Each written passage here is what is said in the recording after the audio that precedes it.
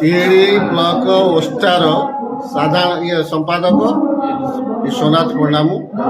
ଆଜି ସିନ୍ଦଳ ପଞ୍ଚାୟତ ଉଚ୍ଚ ବିଦ୍ୟାପୀଠରେ ଓଷ୍ଟାର 42ତମ ବ୍ଲକ ସ୍ତରୀୟ ଶିଶୁ ଉତ୍ସବ ପାଳନ ହେଉଛି।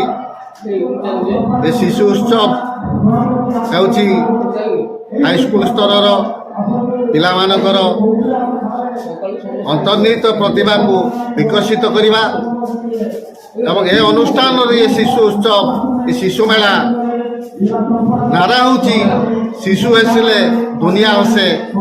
ତେଣୁ ଏଠି ସବୁଗୁଡ଼ିକ ଯେତେ 10ଟି ଆମର ଇଭେଣ୍ଟ ଅଛି, ସେ 10ଟି ଇଭେଣ୍ଟର ପ୍ରତିଯୋଗିତା ହୁଏ।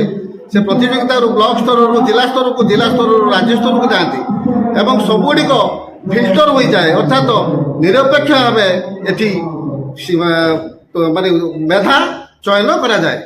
ତେଣୁ ଆମର ଉଦ୍ଦେଶ୍ୟ, ଏ ଶିକ୍ଷକ ସମାଜର ଉଦ୍ଦେଶ୍ୟ ପିଲାମାନଙ୍କ ଅନ୍ତର୍ନିହିତ ଶକ୍ତିର ବିକାଶ କରିବା ଏବଂ ସେଇଟା ଆମର ଦେହ। ଆମେ ସେଇ ଉଦ୍ଦେଶ୍ୟରେ ଆମେ ବି ଏଠି ସେଇ ବ୍ରତ ରଖି ଆଜି ଆୟୋଜନ କରିଛୁ ଏବଂ ୟା ପରବର୍ତ୍ତୀ ସମୟରେ ପିଲାମାନେ ଜିଲ୍ଲା ସ୍ତରକୁ ଯିବେ, ପୁଣି ରାଜ୍ୟ ସ୍ତରକୁ ଯିବେ ଏବଂ ସେ ନାଁ ରଖିବେ। ଏହା ହିଁ ଆମର ଉଦ୍ଦେଶ୍ୟ।